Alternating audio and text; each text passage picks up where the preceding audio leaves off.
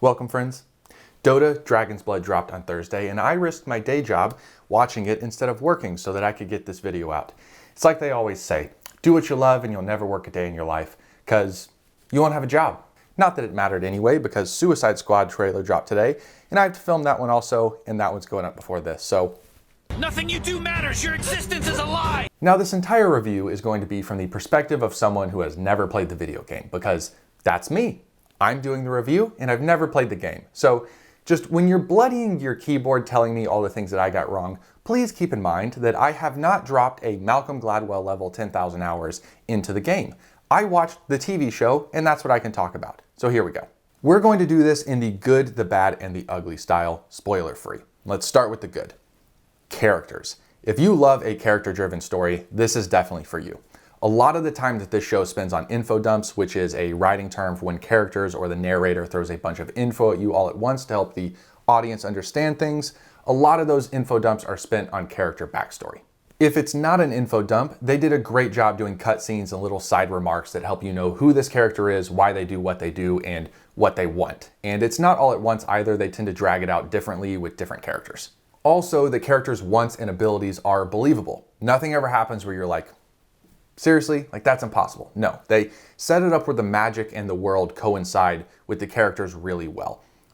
Maybe the most unbelievable thing about this show is how wide this dude's shoulders are. I mean, they are 100% in different time zones. This dude is yoked, and not in a way that would not involve steroids.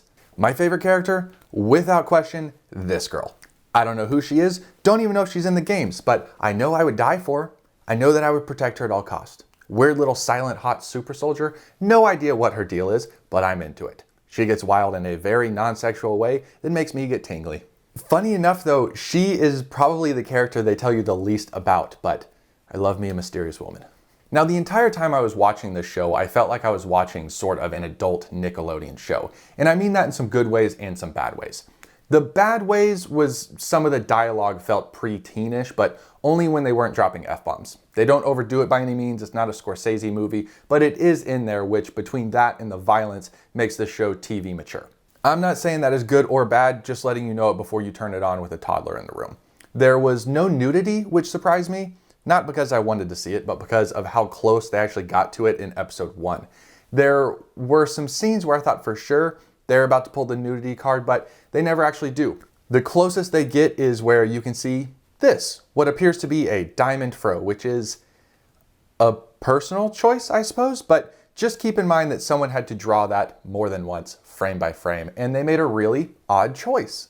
But the good way of this feeling like a Nickelodeon show was the aesthetic. I had to look up why this show as a whole and some of the characters look so familiar, and it's because it's actually the same studio that did Legend of Korra.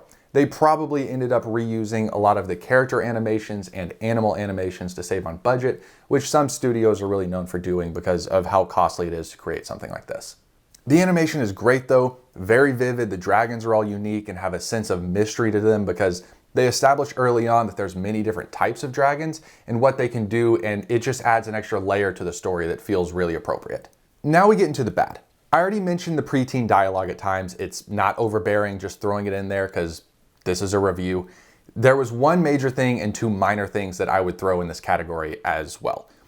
As a whole, I would throw the story in this category, unfortunately, not because what the story is about, but how they chose to tell it. It's very Witcher-esque in that it has multiple timelines and character POVs, which, just like The Witcher, can be hard to gain all the needed detail early on. It feels like something's being left unsaid or explained, and I won't go any further into that because it would get into spoilers, but just know that it is the multiple timeline, multiple POV thing, and I think that you will spend less time staring at your screen in confusion, especially in the early episodes. And for the people that liked the way that that's told, I will acknowledge that this is a choice in how to tell story, and as long as it accomplishes what the writers intended to accomplish, then it technically did its job whether I enjoyed that or not. So just let that be said. The two smaller things in the bad category is that they seem to give people at complete random accents. There is no rhyme or reason whatsoever why this person is Irish, that person's German, this group is American. It doesn't make any sense whatsoever. It's not categorized by race or region. It's just there, which maybe that's a correlation to the game. Again, I wouldn't know. And the second thing would be, it's probably just me being picky, but noses. I mean, tell me in the comments, but did you notice that?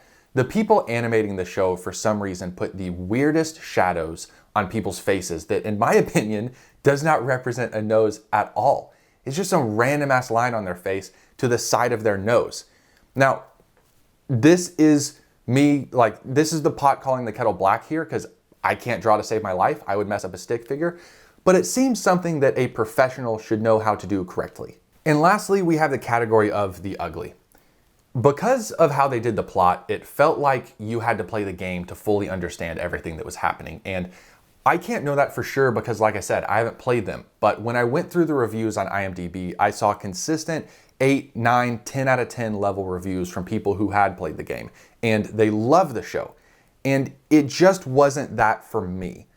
I don't say that to shit on it. I say it because I want to give an accurate representation for how you would probably feel if you're like me and haven't played it.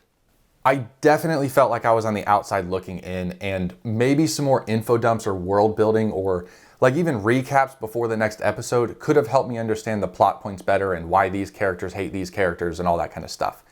So for that reason, I'm not in the 8, 9, 10 out of 10 range. This is more of like a 6.5 to 7 range for me. And I know that's low, but it had like 7 or 8 things that weren't wrapped up in a satisfying way at the end. And I will say that this show has a ton of potential for me to go up in the future when more seasons are released and more is explained and developed. Specifically because the downfall of the show was not character development or necessarily even the plot, but more the ability to understand. I don't feel like I got the full picture, and again, I feel like I have to blame that on not playing the games because the people that did play them seemed like they understood all of it and loved the show. So just know that depending on which camp you find yourself in, it might affect your viewing experience. Definitely let me know if I'm wrong about that though. If you comment below, let me know if you've played the game or not and rate it 1 to 10 so that I can get a better idea of how that affects it. Rate the show, not the game. But that's all for this video. Hit the red subscribe button and I'll see you next time. Thank you very much.